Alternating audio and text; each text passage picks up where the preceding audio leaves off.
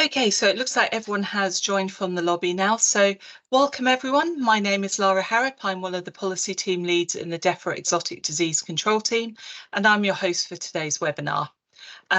Today's webinar is part of the Plan, Prevent and Protect webinar series by DEFRA and the Animal Plant Health Agency. And today's webinar is focusing on shows and events. Today's webinar is aimed at organisers of agricultural shows and other events in England where cattle, sheep, pigs, camelids and poultry and other captive birds and other livestock will be present. If you're not a show organiser, you are most welcome, but to note, today's content of today's webinar may not be bespoke to your interests. A couple of housekeeping updates before we start. Your videos and microphones will be off for the duration of today's webinar. Today's session is going to be recorded and will be made available after the event through APHA's YouTube channel. And we will email the address you registered for today's webinar with confirmation of when that recording is available, together with details of any links to websites that are flagged during today's presentations. We're going to be having approximately 50 to 60 minutes of presentations from our speakers, followed by a Q&A session with the speakers till the end of today's session. Please post any questions you have for the speaker panel today in the Q&A box. That can be found in the ribbon at the top of your screen today, marked with Q&A. Please post messages in the chat there. And so without further ado, I'll pass over to our first speaker. Over to you, Mark. Thank you, Lara, and hello everybody. My name's Mark Rigby. I'm a veterinary advisor within Animal Plant Health Agency, leading a portfolio that includes animal gatherings. So next slide, please.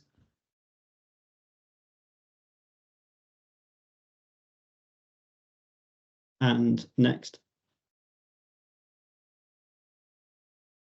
And there we go. So we thought we would begin by just reprising the basics of shows, really, why they're important, before we then delve into the detail of things that might go wrong, as it were. So shows bring together animals or birds and people from multiple sources and then disperse them. And so they're a risk in terms of spread of clinical disease of those animals or birds, but more importantly, perhaps the unwitting spread of disease that we're not aware, silent or asymptomatic disease at the time, whether directly between those animals or indirectly due to contamination.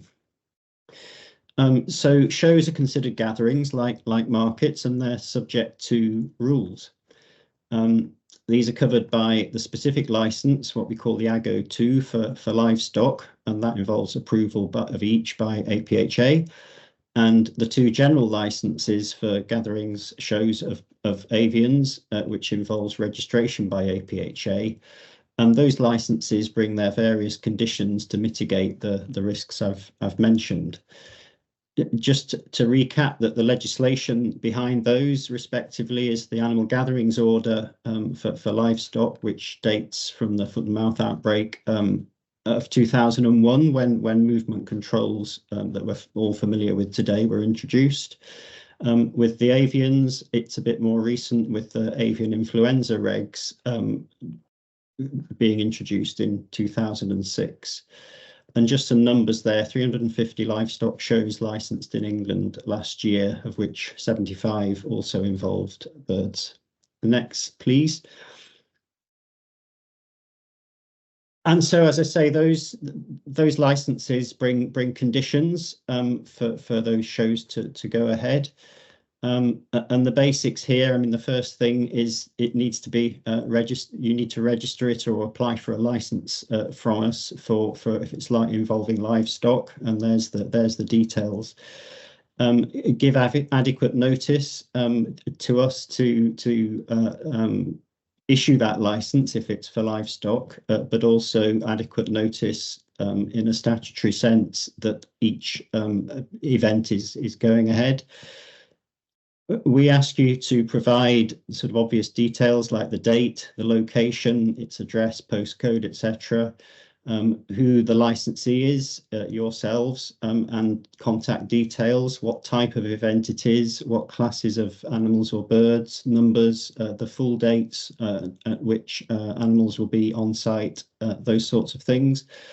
Also a site plan, crucially, which shows the boundary, what we call the animal area, the detail of which stock is going to be where the biosecurity cleansing disinfection points are going to be, but also the flow of animals and of vehicles associated with the conduct of the event. APHA will advise you in that process and or come to inspect new shows. We will inspect existing ones. We don't necessarily. And those links at the bottom of that slide is just where to go to get further information about the application process. Next, please.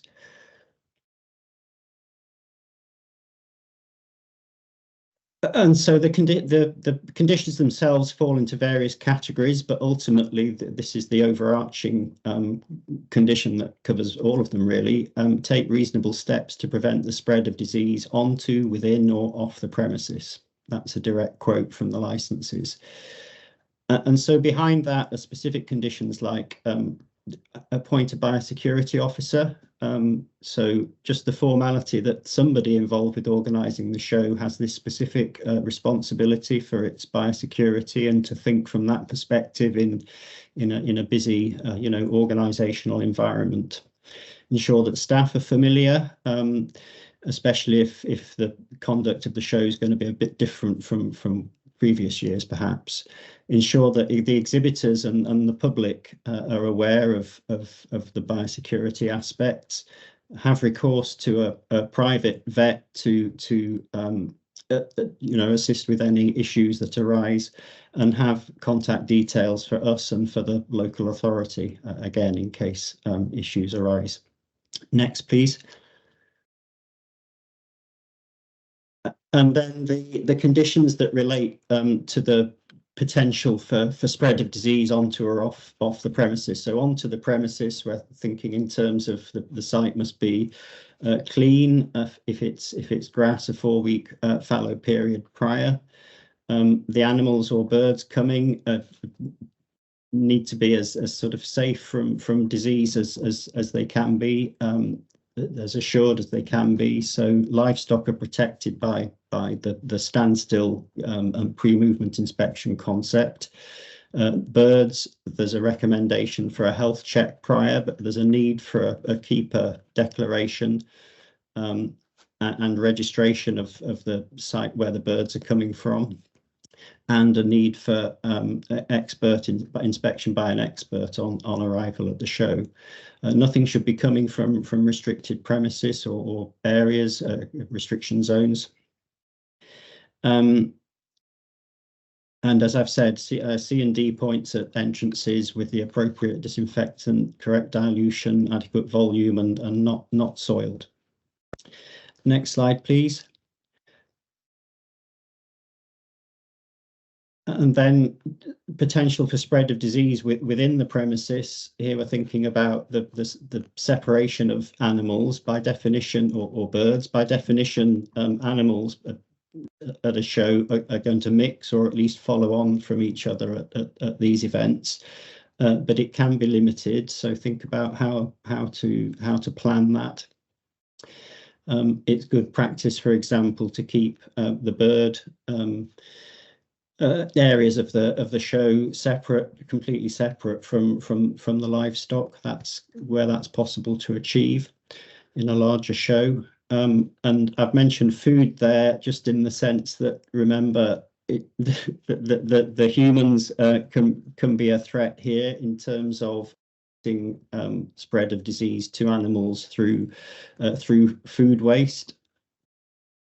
Next one, please.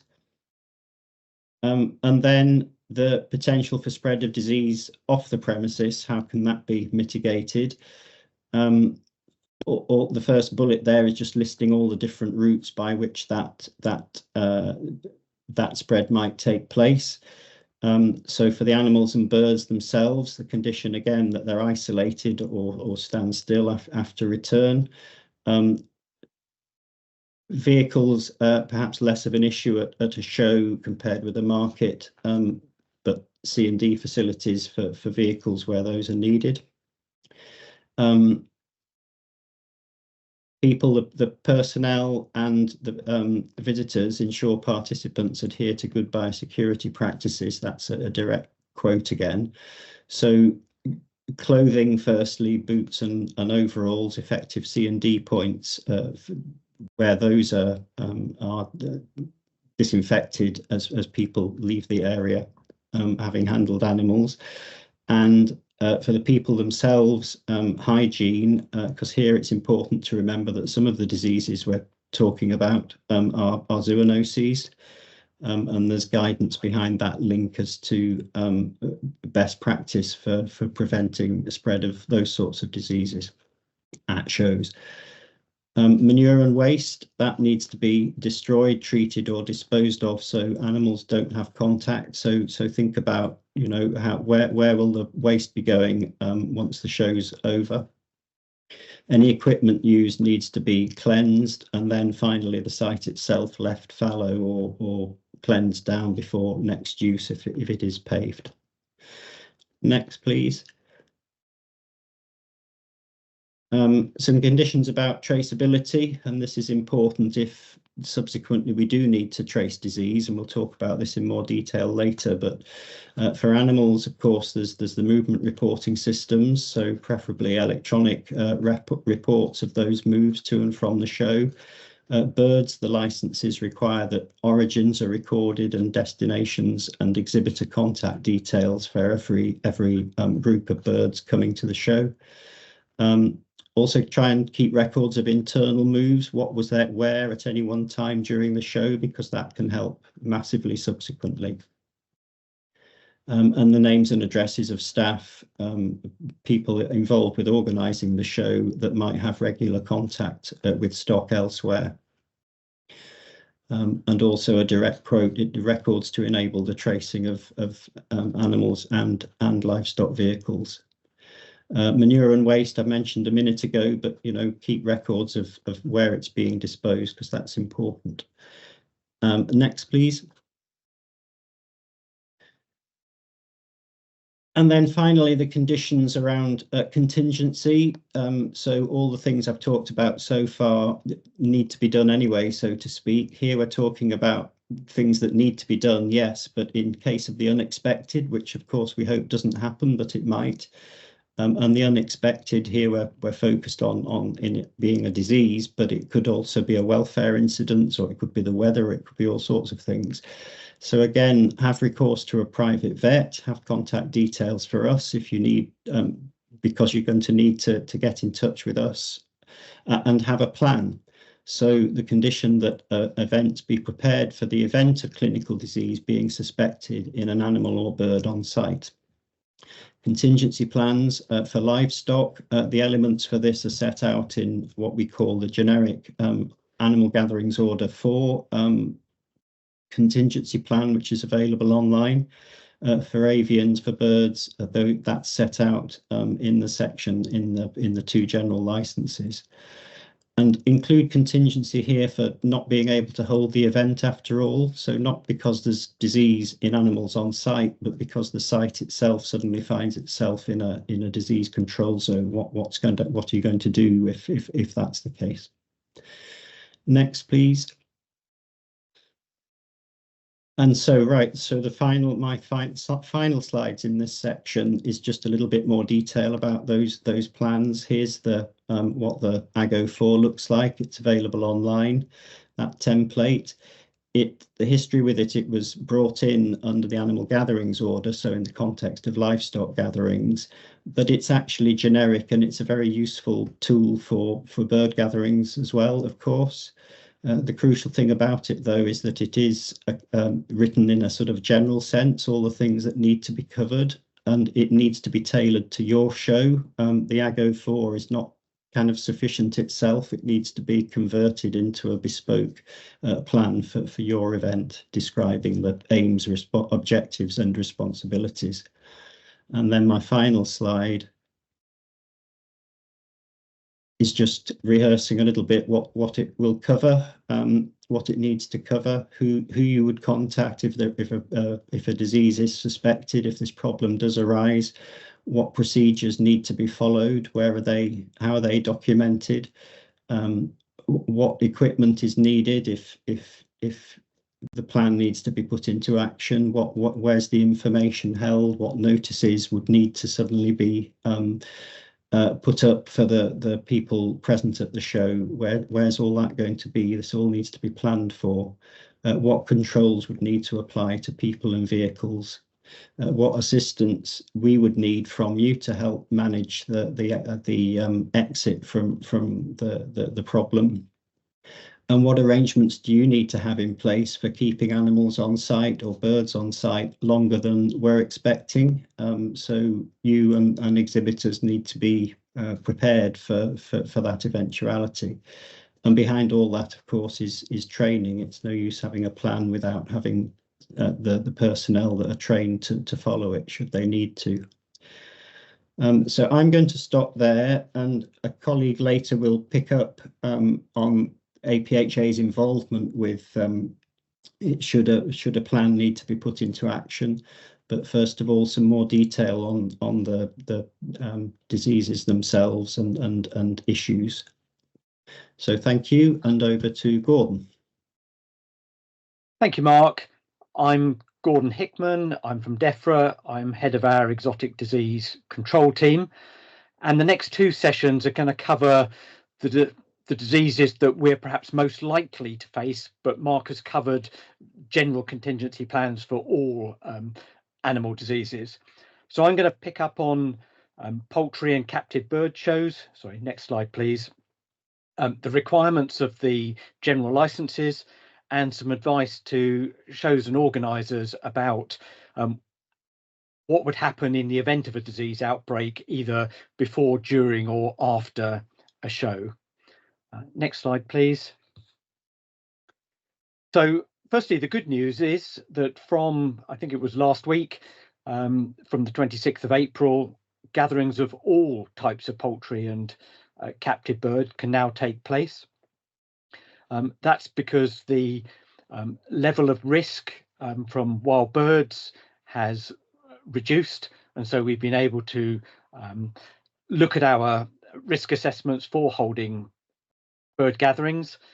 You'll be aware that gatherings of anseriform birds, so those are ducks, geese, swans, etc., have been banned since November 2021, but as of the 26th of April, all of those can now take place, subject to complying with the general license. So we've updated both of the England general licenses. There are two general licenses, one for captive birds and one for poultry.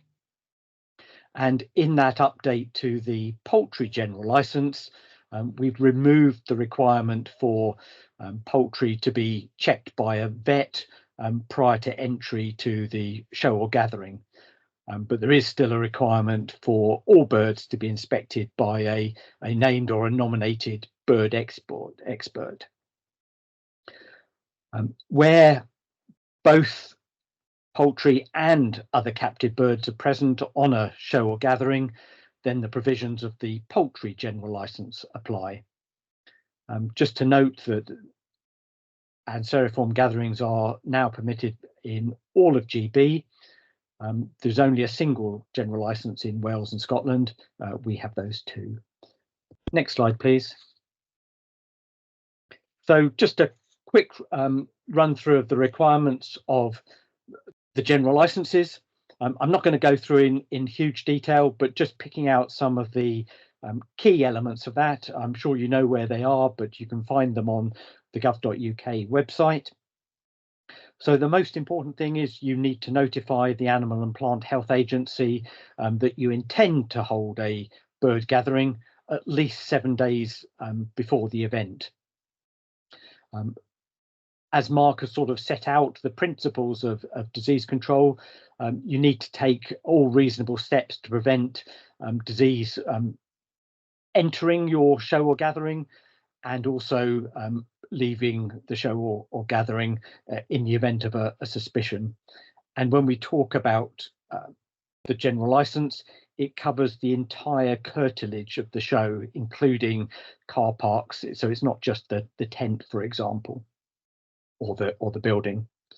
There's also a requirement to provide biosecurity advice in advance to any of your exhibitors or participants. And there's also a requirement that participants should have a registered premises and to have a valid county parish holding number. I've mentioned the nominated bird expert, so you need to have that person on the show site. And we also ask you to have a nominated vet available to attend at short notice. There's also a requirement to ensure that anyone entering the bird area, so where the birds are held, there should be no visible contamination by fecal material, whether that be on the crates that the birds come in or on the shoes or clothing of people entering that area. And as Mark has reminded us, it's really important that you keep records, at least of the CPH number and the contact details of those people, and you need to keep them for 3 months. And as Mark said, we need that contingency plan setting out the arrangements for dealing with a suspect or a confirmed case. Next slide, please.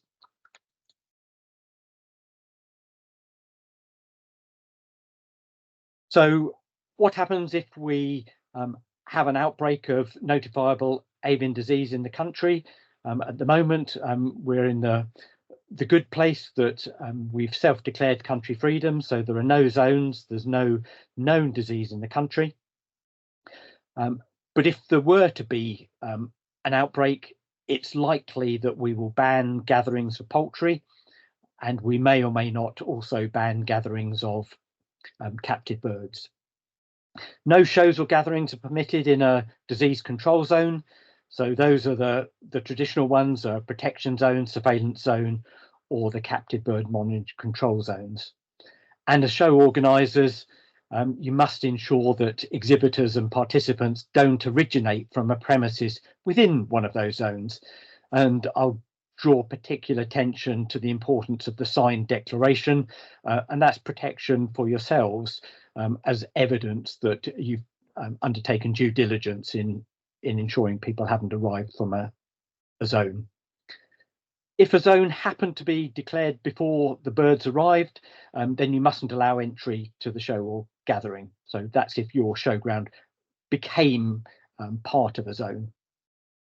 And if the zone is declared after the birds arrived, you must contact APHA and they'll give you further advice on what to do next, as we're likely to have to license the birds back to their premises of origin. Next slide, please. So what happens if a disease is suspected or confirmed at a show?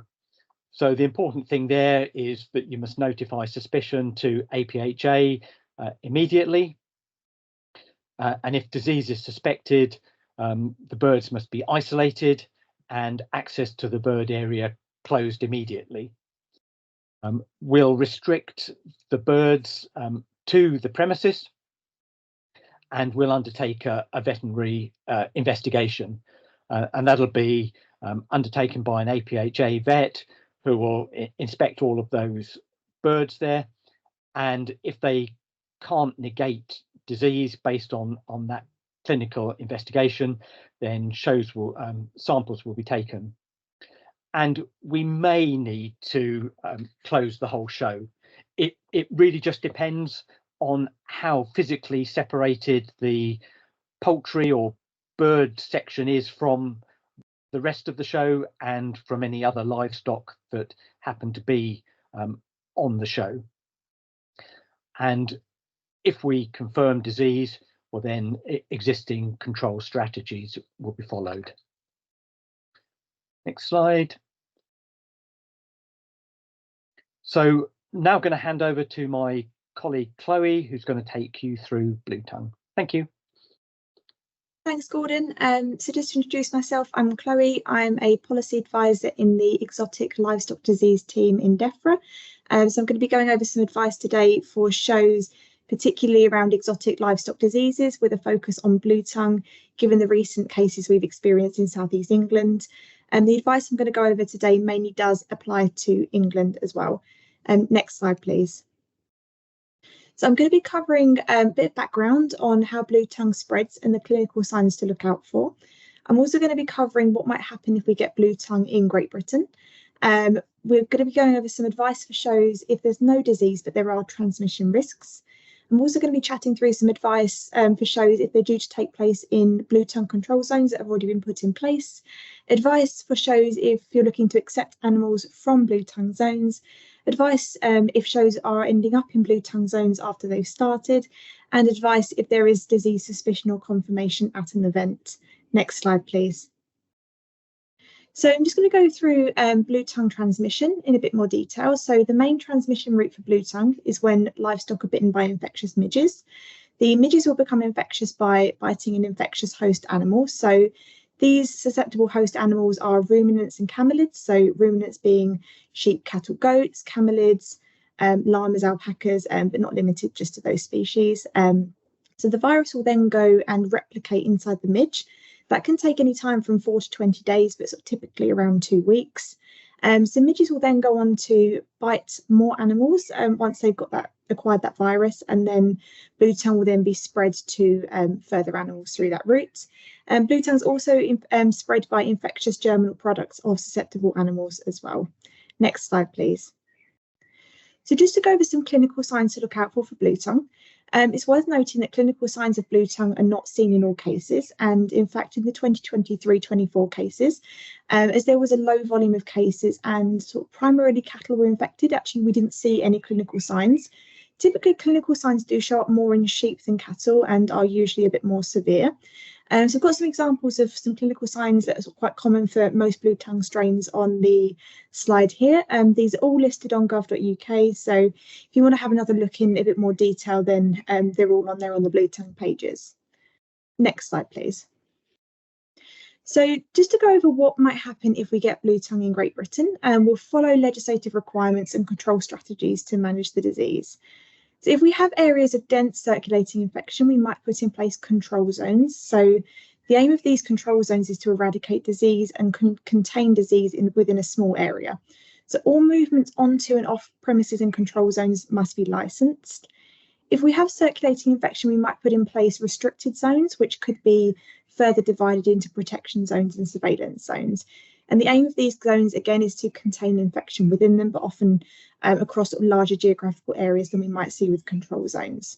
So movements into and within restricted protection and surveillance zones would not be restricted, but movements outside of these zones, out of them, would require licenses. Next slide, please. So just to go over some advice for shows that there's no disease in the country, but there are transmission risks. So there is a risk of incursions of infectious midges from Europe, so blue tongue 3 in the Netherlands, blue tongue 8 from France. And there's also a risk that disease that was present last year could have also overwintered in midge populations. So midges that would have survived in the winter, and then this could have occurred in sort of high risk areas, which are typically the counties in South East England. So we do advise being vigilant for that. So there's currently no legal controls on movement of livestock, but we would advise against bringing animals into sort of high risk areas for shows where possible. There is an infection risk in these areas, and now sort of temperatures are increasing and midge activity is also increasing. There are risks of animals in these areas becoming infected with blue tongue. So clinical signs for blue tongue 3, although we haven't seen them in cases yet, certainly in the Netherlands, they do cause quite significant welfare issues, and evidence has shown that entire males can be infectious for quite some time in their semen, so there could be breeding restrictions seen for them as well. So it's definitely worth sort of taking this into account before bringing animals into these areas. We also advise shows do implement midge control measures where possible into your operational plans, especially in indoor livestock areas. So things like using insecticides, keeping animals away from muck heaps, maybe even midge traps will just help reduce that risk of midge attack to those animals. Showgrounds are also advised to refuse entry to any animals showing clinical signs of disease. I mean, this is quite typical anyway, but just worth sort of noting again. We're also advising that shows where possible could incorporate advice on blue tongue, and also stress the importance of not travelling animals to areas with the sort of high risk of disease, and also not travelling animals to shows showing clinical signs of disease through your comms to your exhibitors as well. So just a note for other diseases to protect against those sort of spread by fomites or direct contact, such as foot and mouth disease, classical swine fever, African swine fever. Shows are advised to practice strict biosecurity, including measures for exhibitors and your guests. I'm now going to be talking through what might happen if there are blue tongue cases. As blue tongue is spread by midges, any restrictions I do mention now are applicable only to susceptible animals. So any show activities involving non-susceptible animals, including horses, pigs, etc., can continue as normal. Next slide, please. So if there is already a blue tongue zone in place when the show is due to take place, control zones might be put in place if there's a high risk of blue tongue transmission. So for control zones, in particular, animals may be licensed to attend shows within the same control zone, but animals will not be licensed into control zones to attend shows because this is due to sort of testing regulations. So there's a high likelihood that there's a lot of dense midge population, especially infectious midges in that area. So there's quite a high likelihood animals might get bitten and infected in those areas. So if shows are due to take place in restricted zones, there are no controls of movement into or within those restricted zones. So any animals moving to shows within restricted zones can continue to move to them as normal. Animals entering restriction zones, protection zones, or surveillance zones might only be licensed to leave that zone again, subject to meeting exit criteria. So we can't say for definite at this stage what that criteria might be, but it will typically be some kind of testing or standstill scheme. So we do recommend shows take this into consideration before allowing animals to move from outside of zones into zones for shows. So just to note, for direct contact fomite spread diseases, shows would not be able to take place in any kind of movement control zone due to legislative restrictions here and sort of high risks of transmission. Next slide, please. So just to now go on for some advice we have for shows looking to accept animals from blue tongue zones. Although we can't say for definite at this stage, depending on veterinary advice, we might license some movements out of blue tongue zones to shows.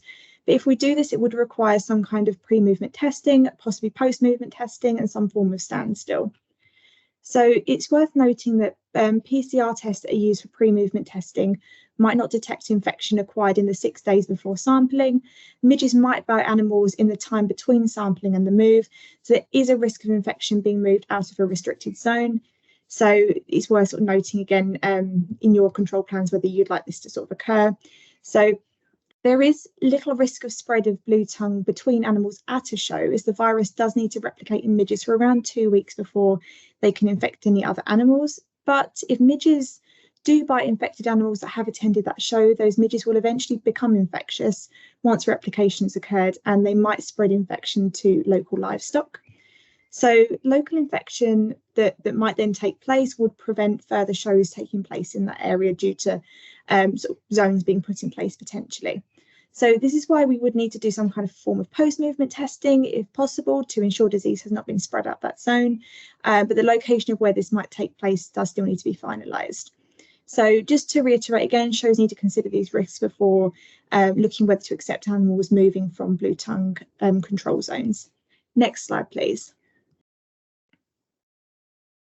So just to note what might happen for shows if a disease, I think we might have skipped a slide. We possibly just want to go back a slide. Yeah, thank you. So if shows start where they end up in a disease control zone once they've started. So if disease cases are detected in the local area, movement control zones might be put in place quite rapidly, and they might encompass a show whilst it's running.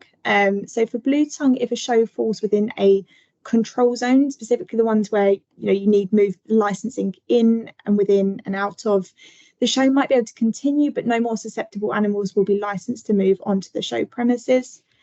So if a show falls within a Bluetongue restricted zone, the show will be able to continue to receive susceptible animals from inside the same restricted zone. But as there are no legal controls preventing animals from entering restriction zone, animals are free to move into those zones to attend shows, but they will have to have license in place to leave that show. So we don't recommend shows do accept animals continue to accept animals moving into that zone from outside, because they won't have licenses in place to then leave that zone again. So if keepers are already at a showground when zones are put in place, they should contact APHA in the first instance just to see if there's any licensing contingencies that might be able to be put in place to return animals to their home premises. They might then be subject to testing upon this return. So any animals that enter the zone after the point where the zone's been put in place may be subject to having to require licenses to leave. These can take up to 5 days to process. So again, we just really recommend shows stop accepting those animals as quickly as possible. So for other diseases like FMD, African swine fever, shows falling within zones will be likely required to close immediately, because legislation actually prohibits animal gatherings being held in protection and surveillance zones. So even if this does occur, there might be restrictions on animals, equipment and vehicles leaving the show premises in the zone in the event of these sort of fomite and contact spread diseases. Next slide, please. So if there is suspicion or confirmation of disease at a show, in the case of Bluetongue, if there's suspicion of disease, the suspect animal will be isolated and tested. The premises will be placed under restriction, and no susceptible animals will be able to leave or enter the premises unless they're licensed. So the show may continue as normal for non-susceptible animals and non-animal related activities, whilst veterinary investigations and testing will be undertaken. If Bluetongue is confirmed, restrictions on the movements of susceptible animals and to and from that premises will remain in place. If Bluetongue's negated at any point during this veterinary investigation, the restrictions will be lifted and the show will be able to continue as normal. So any animals going to and from that premises while restrictions are in place will be subject to licensing, and any license conditions will be dependent on the disease situation. Whilst that veterinary investigation is taking place, it's quite unlikely that any animals will be licensed, any susceptible animals will be licensed to and from that premises. So we do advise shows do have contingency measures in place in the event that animals are required to remain on that premises for a prolonged period of time. So just a note for other diseases such as foot and mouth disease, if there's disease suspected on the basis of a clinical examination by a vet, the show will be required to close. Movements of all animals, equipment and vehicles to and from that premises will possibly be restricted.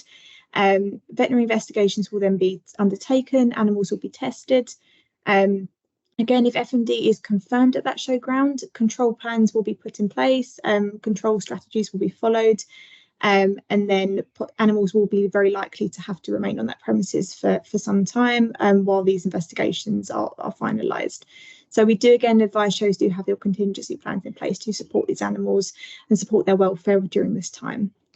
I think that's it from me. So if you have any questions, please pop them in the Q&A. I'll be happy to answer them at the end. I'm just going to introduce my colleague Becca, who will be talking through the APHA operational response. Thank you. Hello, thank you, Chloe. My name is Rebecca Christie. I'm a veterinary advisor for APHA. So I'm going to focus on the operational response, which will be led by APHA. So just building on what has been said by my colleagues, I'll take you to the back to the AGO 404, which is the contingency plan template. So I'll have the next slide, please. Okay, so this is one of my colleagues have this slide up, but I'll start here. So this is this is the template that is a generic template available online, and hopefully will be familiar to you as those show organisers. It is referenced in the AGO 02, which is the general license that you have for the gathering. As I say, it's generic, it's quite detailed, it's a very good place to start. but this is the minimum amount of information that we would be expecting you to have in your contingency plan. And so for your particular show, you'd be needing to build on this and put in some details that actually mean something to your teams and to your stewards. Next slide, please. It's all about being prepared for the event of a notifiable disease, suspect notifiable disease on the show, or you're getting caught up in zones or any national movement standstills, depending obviously on the disease location, etc. But its purpose is to be able to deal effectively and efficiently with the suspect of disease, either as on your show or in response to any national restrictions. Okay, next slide, please. So if there is suspicion of notifiable disease and an APHA are notified to respond, so that notification would probably come from either could be members of your team, it could be the vet who's on site. So that's the trigger. For us, it'll be definitely a high priority, and notifiable diseases is an absolute priority work area. And on a show, just because of the number of animals, the people, the movements, it's potentially has a very wide impact of spread, then it would definitely be a priority response. So we would, sorry, this says APHA leads the investigation. Sorry, that's meant to say that.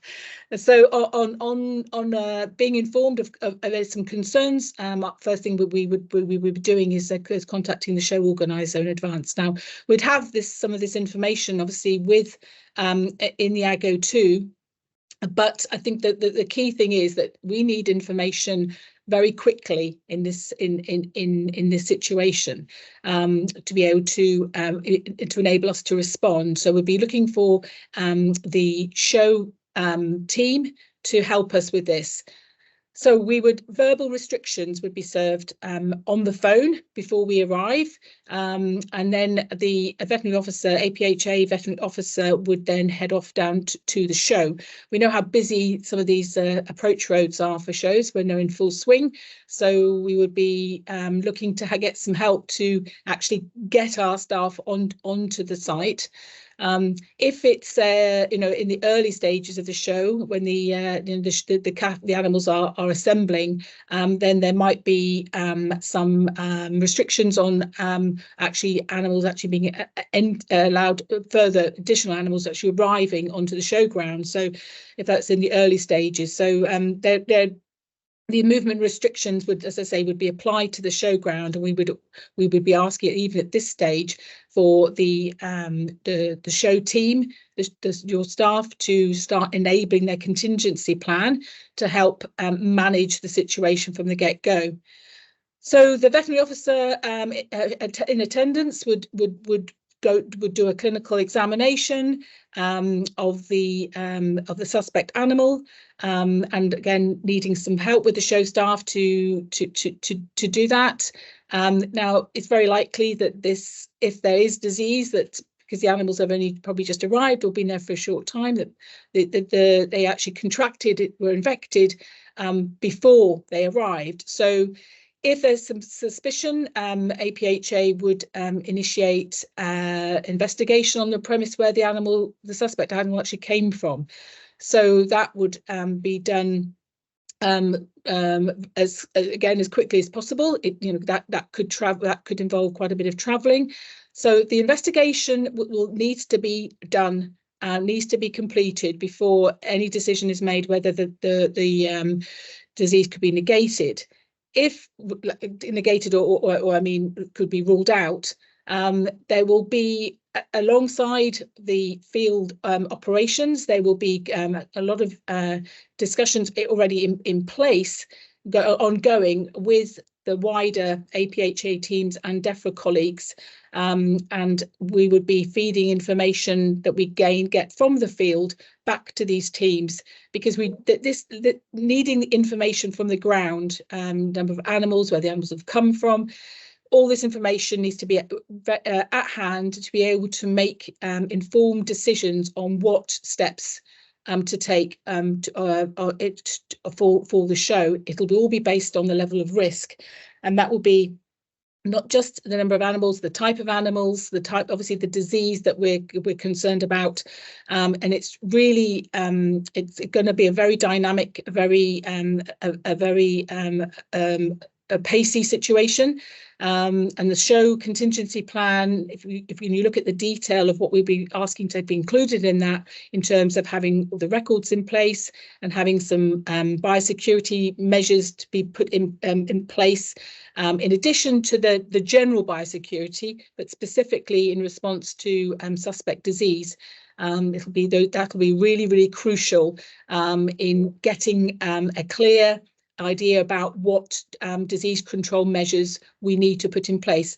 But here we're going to be trying to minimise the amount of disruption at the show to sort of non-livestock activities or non-susceptible species, depending on the disease. We're trying to minimise the amount of disruption, but because of the potential impacts of spread, these decisions have to be informed from what is actually happening at the show. Can you next slide, please? Okay, so just looking a little bit more the detail of the contingency plan itself. I'm not going to go through all the detail, but some of the big messages are about training. It's been mentioned before. There's no point in having this contingency plan up on the top shelf gathering dust. It needs to be alive. It needs to be something that's understood by the show staff. It's a very very good opportunity for some training exercises, scenario setting for the show staff, all in advance.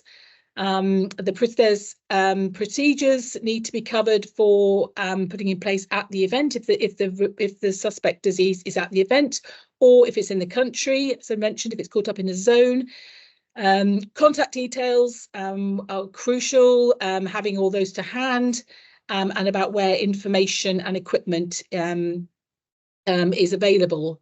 So some additional contingency for resources at hand. And this contingency plan needs to be regularly updated with change of staff, change of arrangements on the show, and changes of activities on the show. Next slide, please. Just a few other things. This is about actions and responsibilities for the show team, having details, contact details at hand, communication channel set up. So you can imagine the situation when an investigation is ongoing, about having to manage, ensure there's good communication within the show staff, but also not to create any undue panic. So having communication, considering what communication channels should be set up in advance would be a very, very good move. Perhaps using WhatsApp messages or coded messages, so you can get messages around the staff without causing a lot of concern, and how the public would need to be informed within again managing that. There might be a need to contact animals that are in transit, which again hopefully you'll have records, but having that at hand, it's very to have that information available. And then it's been mentioned that there may be a need to have the show closed. Again, it depends on what stage of the show, depends on what needs to be done and the impact of that. But they're having a lockdown procedure described in the plan, and have staff training on that. And probably key as well to this training is to actually have priority action and staff having allocated roles Again, you know, setting up some scenarios. Particularly a really important role is that gate officer. Obviously, a lot of these shows have multiple entrances, exits, about how those in this situation, even at the level of suspicion, is actually how to manage those gates, the flow of traffic and vehicles through the gates. Next slide, please. Okay, we've mentioned about the isolation of the suspect animals, again, in terms of facilities and notices, cleansing and disinfection of vehicles that transported the suspect animal. That's going to be a priority to, again, to potentially contain disease. I mentioned about the entrances and exits for pedestrians and vehicles, and all along throughout, you know, we need to ensure about public safety, again, you know, and not creating a panic situation. Next slide, please. In the AGO 4, there are a couple of notices which I've just put onto a slide here. One is just to advise about some basic biosecurity on the left, and then there's also an example there on the right, which is actually, you know, giving some notification of concerns about foot-and-mouth disease. So again, you can make these your own. They can be prepared for different diseases, or could be like a generic notices. To have, you'd be looking to have these probably printed, a number at least printed and available in advance, because in the heat of the moment, it might be something that is maybe, you know, not so easy to get these in place. So having these in your contingency pack sounds like a good idea. Next slide, please. I mentioned about controls of vehicles. Again, you can imagine the scenario. You've got vehicles on the site. You'll have vehicles that have been in the animal area, and then you'll have vehicles that maybe are in a separate public car park. So different levels of risk. The APHA investigation will help advise on the measures to be taken by the show staff for these different risk vehicles, but in the needing to work with the you can see the importance about working really closely together with the show staff to get this well managed. Might be needed to record vehicle registration numbers to do some tracings. And there might be some vehicles that really should not be leaving the animal area until the investigation has been completed. Next slide, please.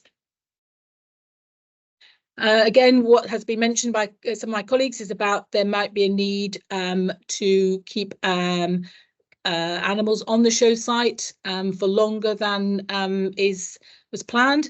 So if the suspect disease cannot be ruled out, then they would need to be samples would need to be taken, and the results for those samples will be prioritised absolutely for sure, but there will be a need to keep those animals under restrictions and isolation until the results come back. So that might be a few more days even for negative results to come back. It might be a little bit longer. Even if they're caught up in a national movement ban, then that you would expect some delays in moving animals off until the risk assessment has been done. And for that, we'll be looking, obviously, that there need to be some provision for extra feed, water and bedding. Next slide, please. The response will depend, as I said, one of the key factors is going to be what disease is suspected. See, under the heading of vesicular disease, we've got foot-and-mouth disease, which is probably one of the most infectious disease we'll probably be dealing with, and the biggest concern. But that would take a while for that to be confirmed. So there might be some other disease that might look like that we also and would need to be ruling out. So the disease control measures for any particular case will be determined by APH and DEFRA on a risk basis. And this, just really important to reiterate, the site assessment, specific information specific for the show will be crucial to making that decision. Next slide, please. Okay, so as I said, this is the with foot and mouth, which would be say so let's go the worst case scenario. It would be very likely that the show would be halted. The other diseases, the restrictions and control measures might be a little bit more measured. But you know, with the foot and mouth, that is the say being so infectious, we wouldn't be taking any risks with that. Next slide, please. Okay. Oops, that's not a good picture of me. Okay. We have hopefully got a video. Chris Riddle, who is the show secretary for the Royal Cornwall Show, very kindly gave us a contribution to this presentation on their preparation and for contingency planning, preparedness for dealing with a suspect report case. We're hoping this will work. The Royal Cornwall Show is coming up in the beginning of June, so time will be very precious in the work you're doing at the moment. So thank you for joining us. No problem. Chris, I just wanted to ask you, using your experience from Royal Cornwall and you maybe some previous experience about how in drafting your contingency plan for shows, how useful have you found the AGO? We were referencing the AGO form many times already on this talk. How useful have you found that document? Oh, definitely. I think, you know, it gives you a parameter to work around. I mean, it certainly can lead to a few sleepless nights, perhaps, if you worry about too much of the detail.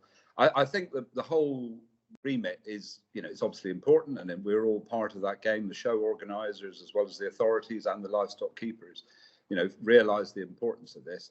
I think we're also very conscious, looking across the shows of the UK, the vast range, because you know, you're working everything from multi-day shows on permanent sites to one-day shows on far from permanent sites where there is perhaps no livestock housing. It's literally a day where people turn up with cattle and put them under a gazebo and they go away again. So whilst that works well, you've got to think about the logistics of potentially stock staying on site. And it's those sort of aspects that I suspect are worrying people greatly. I mean, the scale of the issue for those smaller shows is obviously less. You've got less stock, probably. But the concerns of a period left, and as we've covered also with regard to, you know, the difference in separation between livestock at a big show, at a county show, and a multi-day show, they are naturally very separated. At, say, a one-day show in a field or two, they're likely to be very much more mixed. So it's those sorts of things. But I do think that the guidance is good. It gives you a framework to work to. Okay, thank you. And I mentioned that the APHA response will obviously depend on the disease, but also the nature of the show itself, which you've mentioned just now about the diversity. And I mentioned that the really important is to have that information to help inform the response at hand. So how can you see that as part of the contingency or staff, you know, training preparations done? How could you help? Could you see how the show staff could help facilitate having that information at hand?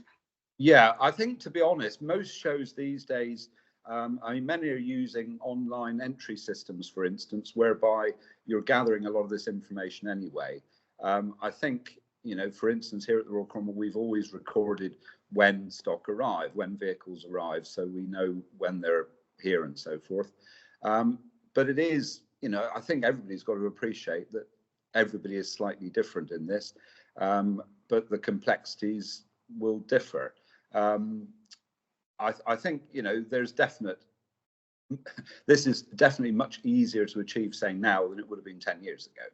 You know, 10 years ago, many shows would have been a more simplistic operation.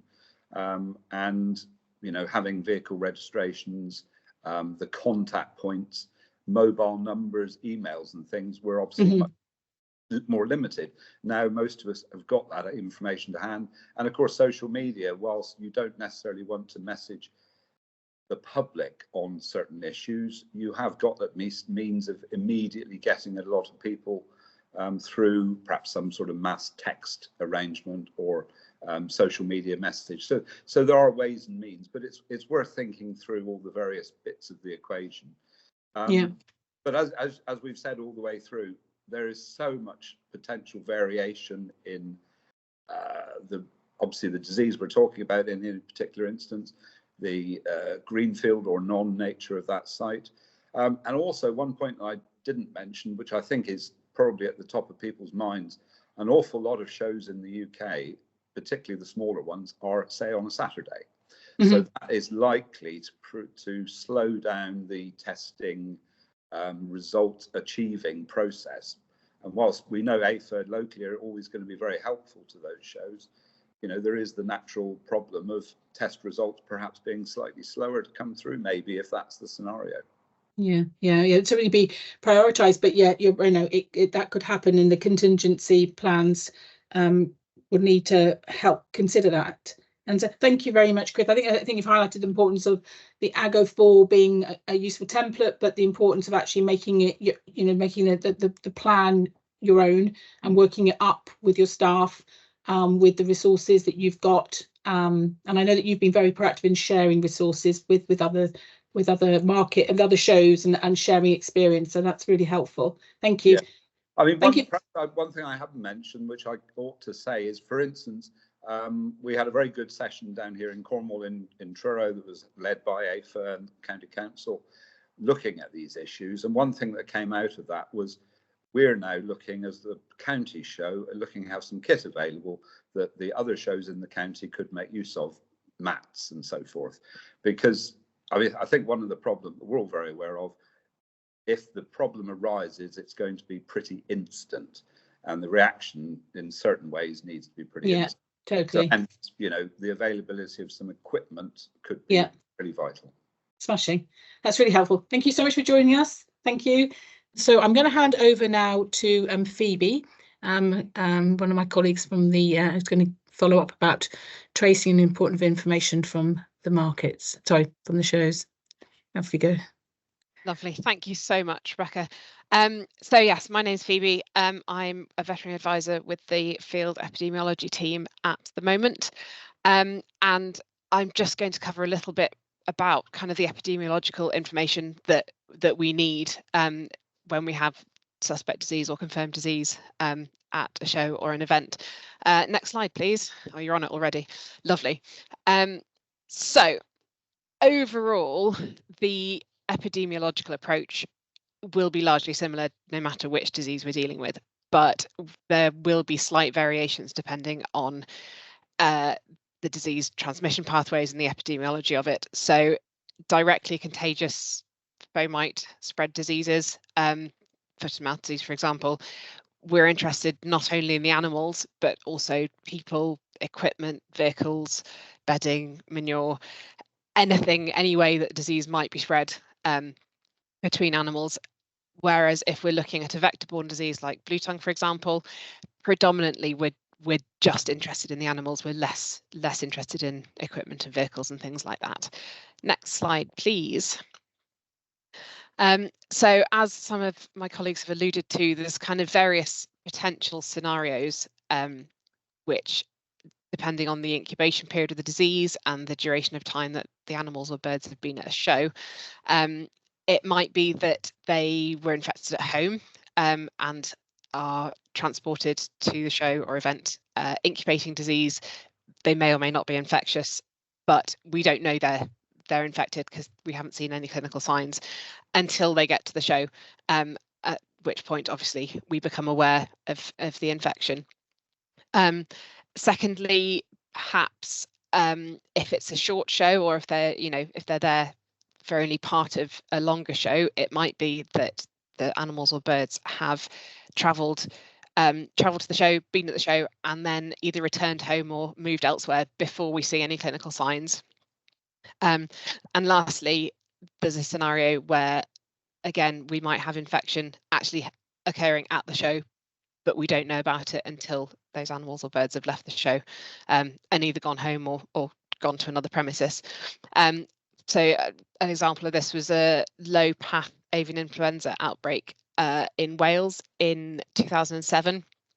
and it was a poultry sale actually rather than a show, but we found disease on a premises in Wales, but the affected birds had actually been bought from a sale, and we ended up with over 200 tracings generated, because we obviously had to go back and look at all the birds that had been at that sale, and we did find one further infected premises as well as a result of that. Next slide, please.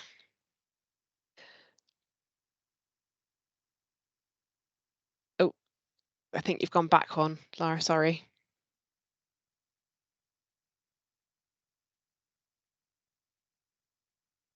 Here we go, site plan, lovely job.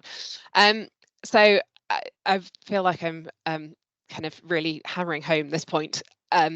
Detailed site plans, to be able to see all of the areas used by all the different animal species, including isolation facilities. Again, you've got an outline of the information required within the AGO 4. So yeah, livestock buildings, show rings, if it's a single ring, if it's different rings used for different species, details of other susceptible animals that are within the same accommodation, on livestock lines or with poultry shows. The routes taken by suspected animals to and from the show rings or parades. And also, again, I think Mark spoke about it, but any other events taking place on the site. So falconry displays, shearing displays, farriery, sheepdog trials. It's not just the livestock and the birds that are there specifically for the show. They're big events sometimes, and there's lots of other potentially susceptible animals and birds on site. And again, the location and route of disposal of bedding, litter, manure, general waste, all of that is really important to an epidemiological investigation. Next slide, please. Excuse me. So, as I've just said, ideally you want to be able to pinpoint the location of every single animal, where they've been housed, how they've moved about. So, moving from the unloading areas into the pens to the show ring and back, the dates and times that they've been moving around, and obviously then to be able to identify any animals that were within the same airspace or on the same line as those animals. Next slide, please. And again, just to really hammer home the point that it's not just the livestock and the birds that that are there for the show events, as it were. We really need to know what is where, every section of the showground. Next slide, please. Detailed records are the key to all of this. My colleagues have spoken about the general licenses and the requirements of those, but it's really important. If we have good records, it allows really rapid tracing of potential source and spread of disease, and it allows us within the field epi team to start scoping and prioritizing the tracings in advance of disease confirmation, which obviously then just faster we can get that information and the faster we can start tracing things, the better in terms of disease containment. So like I said, electronic if possible, and things like how long the suspect animal birds have been on the site, where they've been on the showground, who and what else they've been in contact with. Yeah, as a point, livestock records need to be retained for 6 months, and as Gordon said, poultry records need to be retained for 3 months. Next slide, please.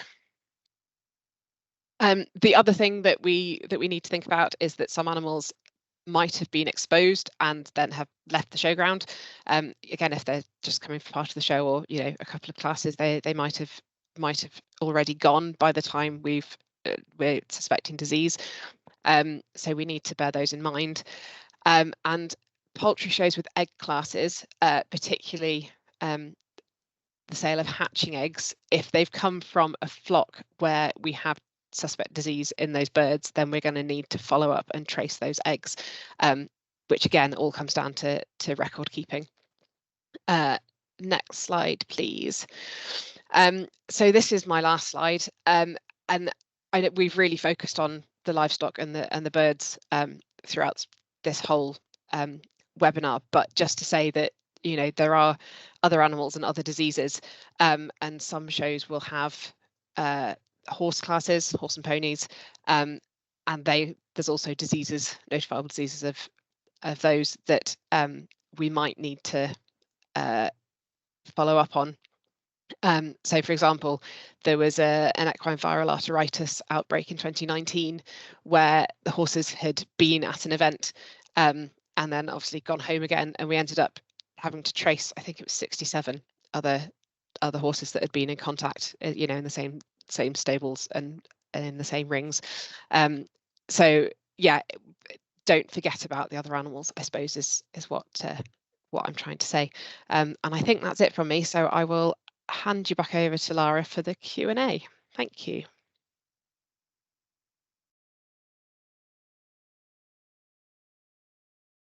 Okay, so thank you very much to all of our speakers. We're now entering the Q&A proportion of today's webinar. We've got a number of questions in the Q&A chat already, but this is just a very quick reminder to please post any specific questions you have for our panel in the this Q&A session into that chat. You can find that chat in the ribbon should be at the top of your screen, may vary depending on which type of platform you're viewing today's webinar through. We'll try and answer all questions we can in today's webinar. Anything we can't answer, we'll take away and hopefully be able to get back to you via correspondence on that. So without further ado, we'll start to work through our questions. And the first question we have is from Elizabeth, and that's with regard to whether goats are within scope of today's discussion. So first off, to confirm that yes, goats are in scope of today's discussion, and also the second part of that question. So Elizabeth will be reaching out to you directly regarding your specific question on your show to be able to try and help you resolve that question. So we'll reach out to you after today's event. But I first want to pass over to Mark to answer your question in the round around goats and access to CPH numbers and how you can get help in that space. Yes, okay, and hello, Elizabeth. Firstly, yeah, goats are definitely covered in what we're talking about here. So they need an AGO. Shows involving goats need an AGO license like other shows. Yeah, can only apologise for issues getting hold of the CPH number, as you've put it, but the mechanics of it is that yes, there needs to be a CPH number for the show. So that actually involves the RPA as much as ourselves. But if you're having difficulty with that, as Lara says, we'll make some direct contact for you. But it's the team in APHA to contact is the one that was in my slide early on, the AGO licensing team. Thank you very much, Mark. And to confirm, we will reshare those contact details together with all the links of how to access, in particular, the AGO 2 general license and the AGO 4 contingency planning document as well, so you all have those to hand. That will go to the email address you registered for this webinar with, so please look out for it there.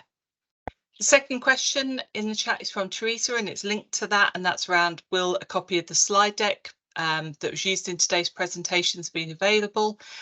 Yes, to confirm, both the recording of today's presentation will be made available via APHA's YouTube channel, and we'll also make available a copy of the slide deck to accompany those. We'll email out to you again at that email address you used to register for today's webinar with when that's available and the links to it, but they will be posted on the same Plan, Prevent and Protect webinar series page you register for today's webinar on gov.uk, so keep an eye out there. And to flag, that page will also be used to advertise any future webinar events we're running. At the top of that webinar page, there is an option to subscribe to updates to this page, and that will, the gov.uk system will send you an update whenever changes are made to that page, and that will include new webinar events being advertised, material from past webinar events being made available as well. So please do keep an eye on that. The third question we have up from our Q&A is from Wayne, and Gordon Hickman is going to take this one. And the question is, are there any differences in rules between Wales and England? And just to flag in here, the focus of today's webinar event was on England, but there are some nuances from the others. So over to you, Gordon. Yes, thanks, Wayne. I think Lara sort of mentioned that. So this is focused on England. As you know, animal health and welfare policy is a devolved matter. So the policy and the legislation will be different within Wales, England and Scotland. But the rules and regulations are broadly the same.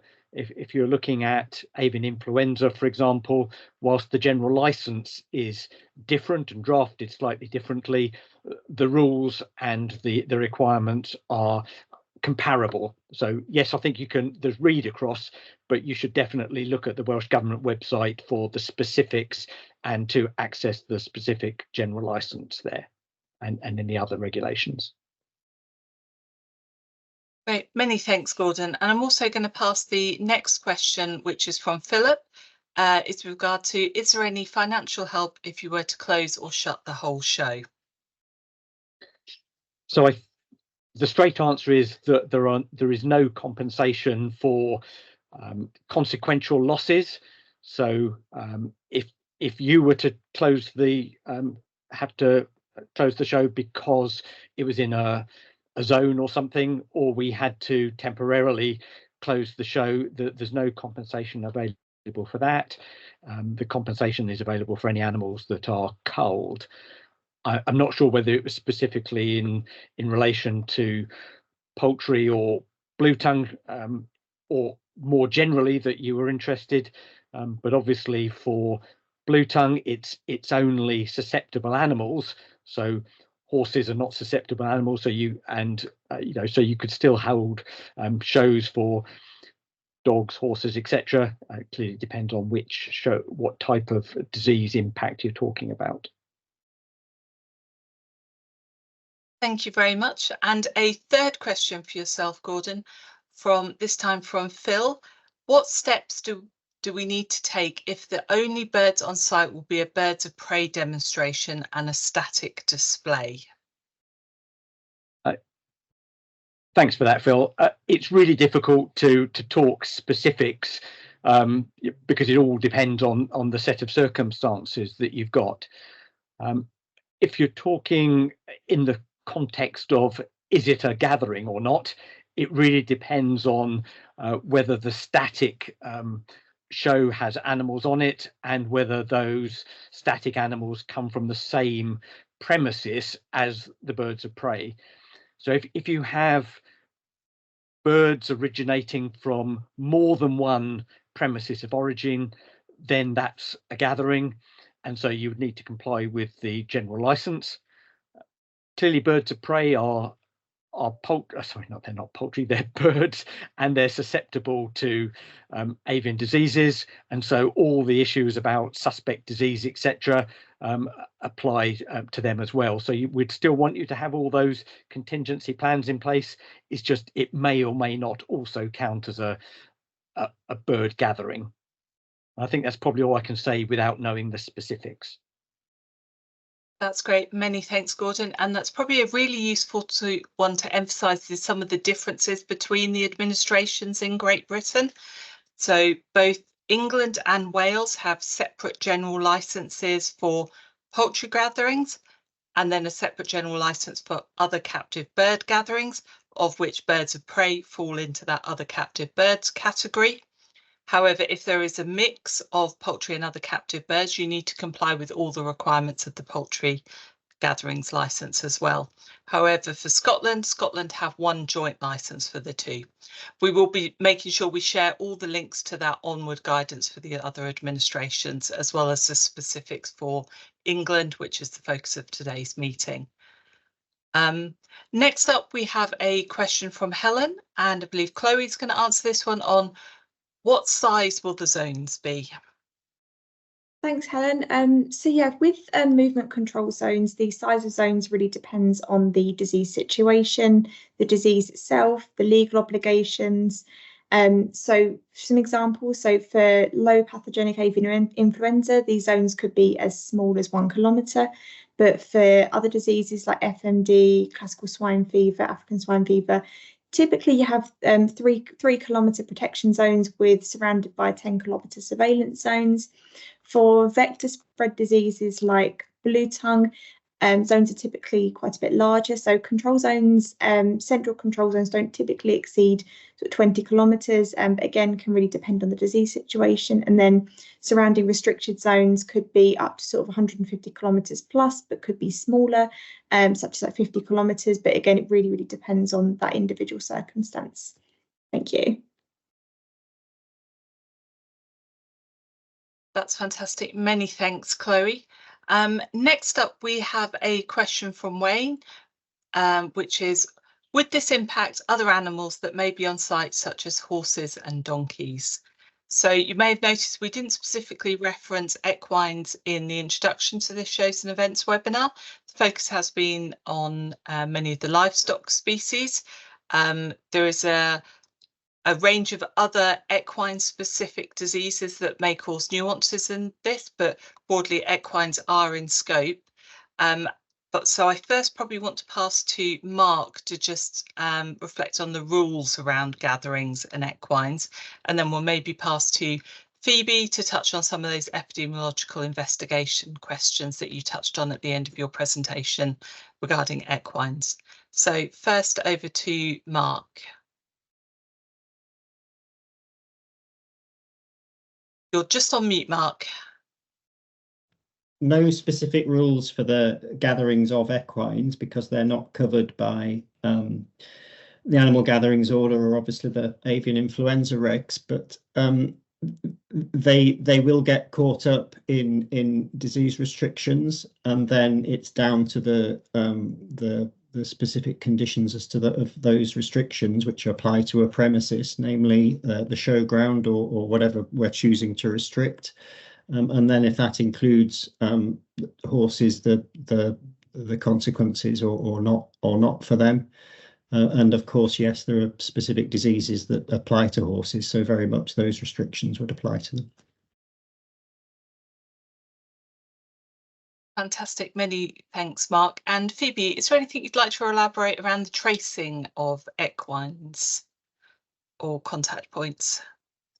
I think just to reiterate that in record keeping, although it might not be as structured as say with the livestock, and you've got the electronic movement records and things like that, it's still really important to try and keep a record of where those horses are coming from, where they've been stabled, any shared equipment, things like that might help us in the event of an equine disease outbreak, to be able to trace any potentially affected animals in that circumstance. Many thanks, Phoebe. So our next question is focusing on the scale, the size of events in terms of duration, and it's from Teresa, and it's asking, at a small single day event, would animals still be required to stay put at a show for a number of days while being investigated, tested, rather than return to their originating farm, which is likely the source, and tested there? I think maybe if I pass to, this may be a multi-speaker response, but maybe if I pass to Becca to start us off on those restrictions. Thank you, Teresa. So we have sort of alluded to the fact that the disease control measures that can need to be applied and adapted to shows of varying sizes, from the multi large sites with multi days or to these single grass field sites. But yeah, I mean the default really is that they may need to stay on the site for the period of investigation and testing. And it depends on the disease that's being investigated. It obviously depends on the species that we're talking about. It also might depend on whether how many sources of animals are there, where the animals actually have come from. If they're it's a local show, they might not have travelled very far. But because of the potential risk of spread, then in the worst case scenario, yes, the show would need to be prepared to keep the animals on the site for some extra days while if samples have been tested, so samples have been taken and we're waiting for test results, and if other investigations are needing to be done on other farms. So I think it's all about now back down to having that contingency, because we can't for all different scenarios, having the contingency, having that information ready to hand so decisions can be made and assessments can be made on the risks. Thank you.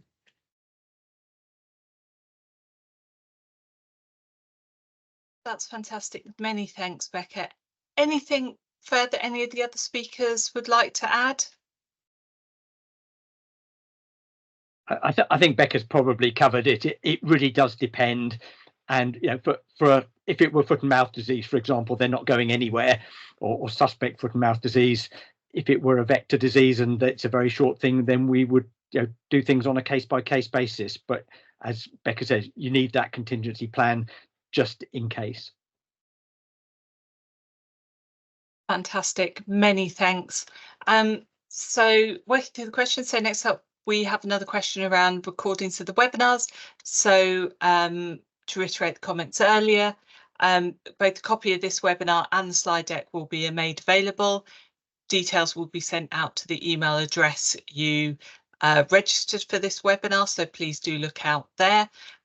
Also on the Plan, Prevent and Protect webinar page where you registered for this webinar, you can also sign up for alert subscriptions to that page. So I'd encourage you to hit that button at the top of that page to say receive alerts from this system.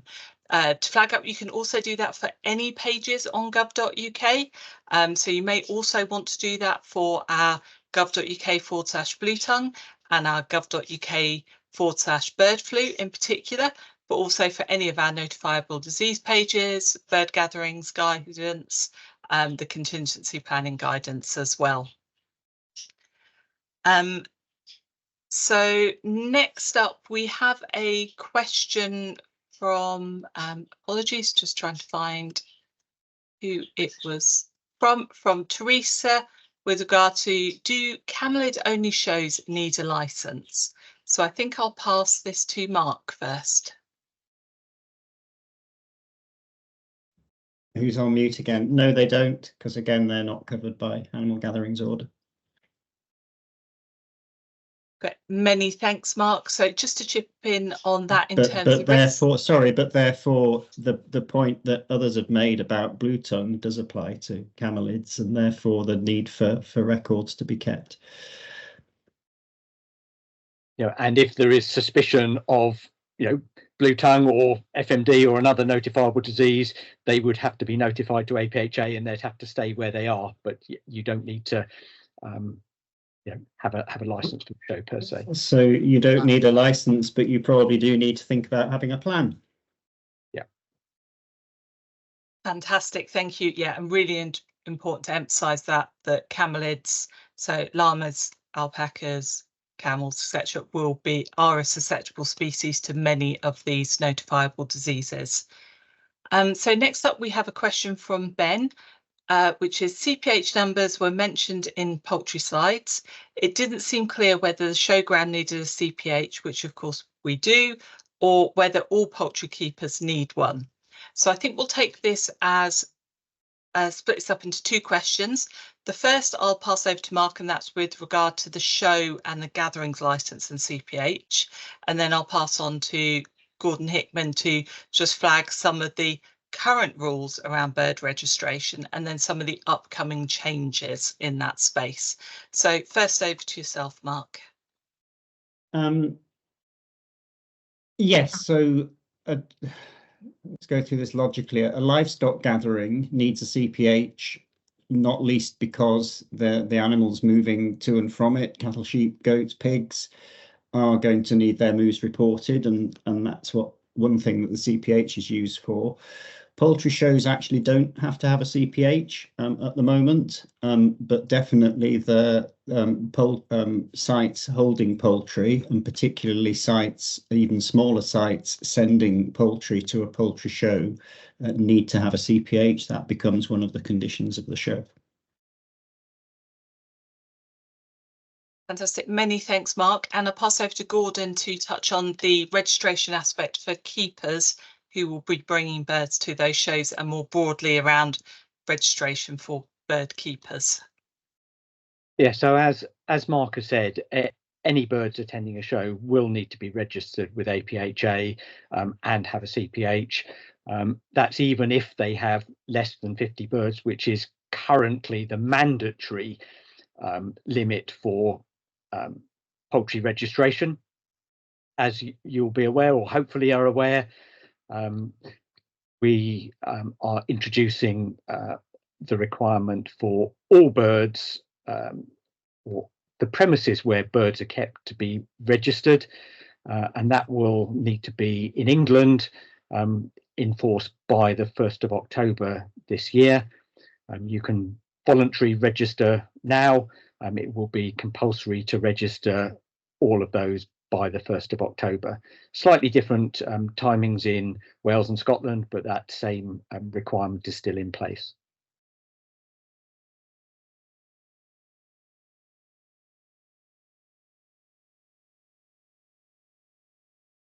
Fantastic. Many thanks.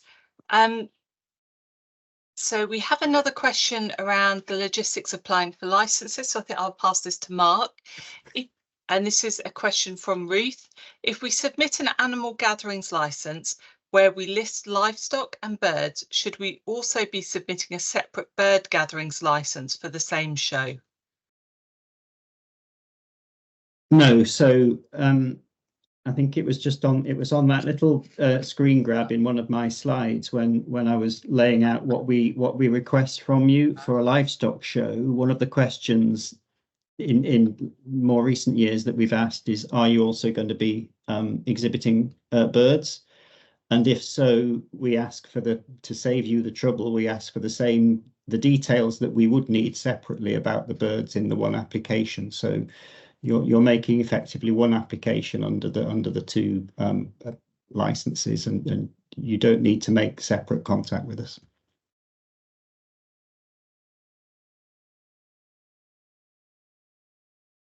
Great, many thanks. And we have a follow-on question to that from Phil. And likewise, the only sheep we have on site are under the auspices of the Rare Breed Survival Trust. I presume they are subject to the same regulations and procedures. I think I may pass actually to Andy first to cover some of the aspects of what would constitute a gathering versus what would not, and then maybe to Mark some of the logistics of actually applying to that license. Or feel free speakers to pass that on to another person. I'm sorry, Lara, I was having some audio issues with my laptop, so I've just rebooted. I missed the start of the question. And likewise, the only sheep we have on site are under the auspices of a Rare Breed Survival Trust. I presume they are subject to all the same regulations and procedures. So it's a question around what would constitute a gathering, or and what is just site animals from one site. Thanks, Laura. Yeah, I mean, the short answer to that is yes, the same procedures would apply if all the animals from the same location, then it wouldn't be a gathering. Clearly, if they are from multiple locations, then it would be. But Mark, is there anything you wanted to add to that? Yes, so technically, if these are the only relevant species, so the only species subject to animal gatherings order are these sheep coming from one source, then it's not a gathering, but really, by implication of the question, there's enough other activity going on that is making this a show, and I think we would prefer that were licensed as a show, just so that we've got the necessary visibility of it.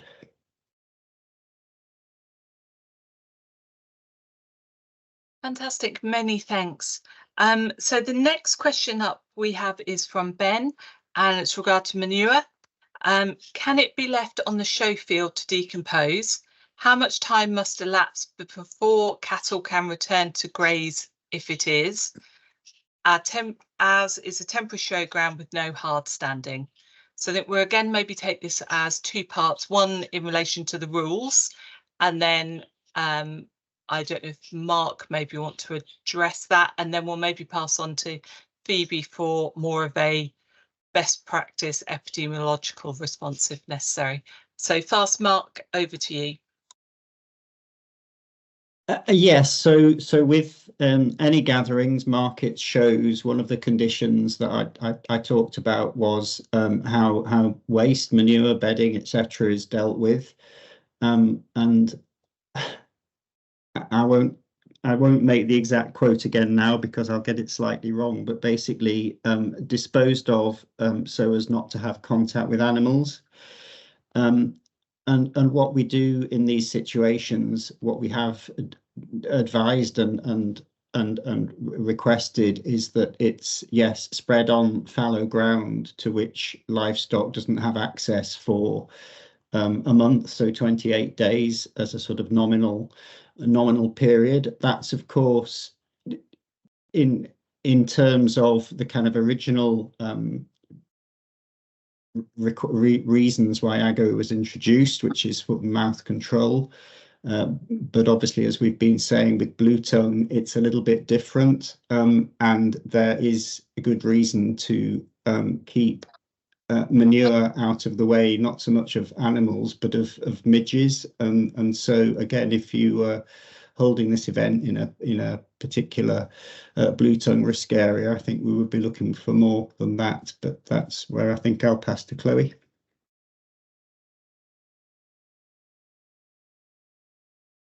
So I might just hand over to my colleague Andy just to answer this question, if that's all right, Mark. Yeah. I'm not even sure it's for us, Mark. I thought this was operational questions, so that's right. We can just take Phoebe if there's anything you wanted to add from a best practice epidemiological stance. If not, we can move on to the next question. I think Mark's covered it in plenty of detail. I think the 4 week is kind of the statutory minimum, and it from a disease risk point of view, it should be followed as 4 weeks as a minimum, longer if you can, but no less than 4 weeks certainly. That's great. Many thanks, Mark and Phoebe. And just to reinforce, those statutory minimums are based on both veterinary risk assessments, which are based on scientific evidence and veterinary advice. So they will underpin. Sometimes there is additional leeway, which in best practice you may want to take above and beyond that minimum statutory requirement, but to reassurance, that statutory requirement is always based on those veterinary risk assessments that underpin how that timing has been selected for the reason it's intended. So we have quite a detailed question from, I believe it's from Teresa, with regard to accreditation schemes and enforcement at shows. So we won't be able to go into depth into each of the individual aspects mentioned in the question because it goes slightly beyond today's shows and events webinar scope. But I will just pass over to Andy Smith very quickly just to touch on who's responsible for enforcement of the controls around gatherings and anything you want to mention in that space. So the animal gatherings order is enforced by the relevant local authority. I think it's a short answer. I think that the broader points about industry-led schemes, they're not enforced by government as such. I'm not familiar with all the details of the particular schemes that I mentioned there, so I'm not sure if any of my colleagues here can actually add any more flavour to that. But in terms of the animal gatherings order itself, that is the local authority. Many thanks. And we're just coming to the end of our time together, but we have two final questions we'll take from the Q&A chat. The first is from David, and that's regarding cleansing and disinfection of vehicles in the event of a confirmed notifiable disease is potentially a massive task, financially and logistically. Who is responsible? And I think I'll hand that sorry, there's another part of the question. Responsible for this, and if it is the event organisers, do APHA or government step in at any time? And do APHA or government have any approved contractors who can do this? I think I'll pass to Andy Smith again for this question, but please pass on to another colleague if there's a follow-up. So again, this is probably an operational question. I mean, in short, responsibility for cleaning up at shows routinely is for the organizer. Obviously, if there is a disease confirmed there, then APHA do take on certain functions and roles there. So, for instance, if this was a foot and mouth disease, it's quite likely all the animals at that show, all the susceptible animals, I'll say quite likely, that's perhaps an overstatement, but it's quite possible that all the susceptible animals at that show will be culled as contact animals to the disease. And in that situation, the Animal and Plant Health Agency undertake preliminary disinfection. And then the secondary disinfection, either clean down, subsequent clean down is the responsibility of the show. So it's in terms of moving animals off in vehicles, I think we would, if it was something like Blue Tongue and we were going to allow animals to move off under license, we would expect the show and the hauliers to ensure any necessary cleansing, disinfection, and probably application of insecticides is done at their cost. I wouldn't expect APHA to be stepping in to do that. I don't know if colleagues on the call here want to add anything more to that, but that's it's a bit difficult to answer a broad question without the specifics. But if colleagues have anything to add, then please do. I mean, it might just be worth saying that, a condition of the general license for bird gatherings is that appropriate cleansing and disinfecting facilities are made available. So we would expect the facilities to be there. And as Andy said, it really just depends on the set of circumstances. I do accept. In terms of we don't have approved contractors. Obviously, there are approved disinfectants that you should be using. There's the website with the approved disinfectants that should be used under the general order, or depending on if there is a specific disease, then we'd look to have a specific disinfectant used. Yeah, I would just like to just add to that. I mean, as has been mentioned, I mean, the disinfection, appropriate disinfections are sort of like a part of the sort of primary sort of barriers for gatherings generally, and then be ramped up in the case of any suspicion in terms of the type of disinfectant and the dilution factor. Just if you hopefully you heard from Chris Riddle's from the Royal Cornwall show, their experiences about the there is a considerable it is recognised, it recognises this considerable resource implications for cleansing and disinfection, as David has mentioned in his question there, and about that Cornwall have taken some sort of proactive measures to try and to support the smaller shows by some resources of mats and supplies and disinfection they're looking at to have as a contingency in the event of needing to just ramp up their biosecurity measures in the event of unlikely, but in the event of needing to if there's a suspicion. So that was just quite an interesting initiative they took on. And I think on that point, I think there is a useful distinction there between the very small shows and the much bigger ones, isn't there? And I'm just reflecting that the requirements for vehicle C&D are actually under the Transport C&D order, and they specifically exempt the need to clean vehicles taking animals directly home from a show for fairly logical reasons. But it comes back to planning, and that in the event of a suspicion and a restriction being imposed, then, as Phoebe has said, the role and need for vehicle cleansing and disinfection becomes much more important, and therefore, as Rebecca has said, it becomes part of the planning to have at least recourse to that kind of equipment should the need arise. Fantastic. Many thanks all. And we'll just take the last two questions jointly together. We've touched on the topic already, but I'll just pass over to Mark in a moment to see if there's anything you'd like to reiterate. And the first part of the question is from Nina and flags. You mentioned 4-week fallow period prior to show. How long is the fallow period after the show? And perhaps you could answer that jointly with the question from Ruth, which is how long a gap should livestock be off a showground before a show commences? Yeah, so it is 4 weeks at both ends. And so particularly for greenfield sites, as they've been described, this becomes a conversation really between the show organizer and whoever's hosting it, in terms of whoever's land it's being held on.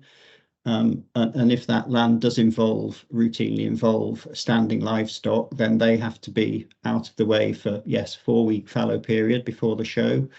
And likewise, at the end of the show, the animals at the show, they've got to be clear of that site. In other words, it has to be left fallow afterwards for a 4-week period.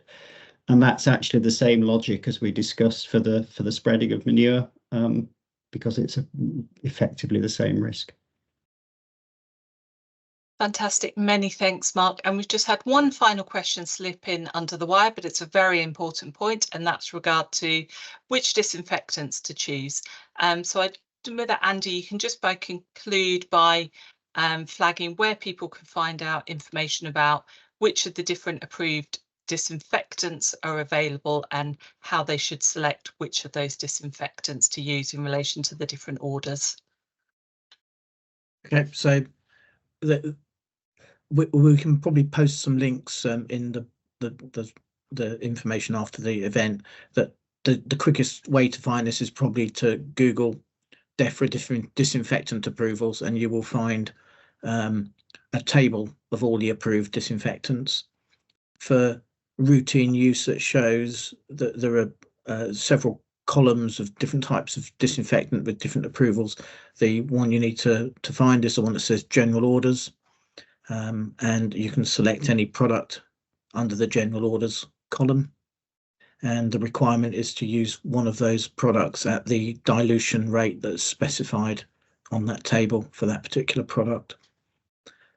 And the other ones apply where there's specific disease restrictions. So for instance, there's the TB order lists ones where there's particular TB rules that require disinfection, and at which point a TB approved disinfectant with the relevant dilution rates needs to be used. But in principle, for a show, it would be the general orders column. Don't know, Mark, or anyone wants to add anything? But just to add that's we're going into these the animal areas that have been specified as a showground. which might be more than one, and that might, as been mentioned, it might be a good move for in your planning about separating out animal areas and different species in terms of to help with basic containment and risk of potential spread.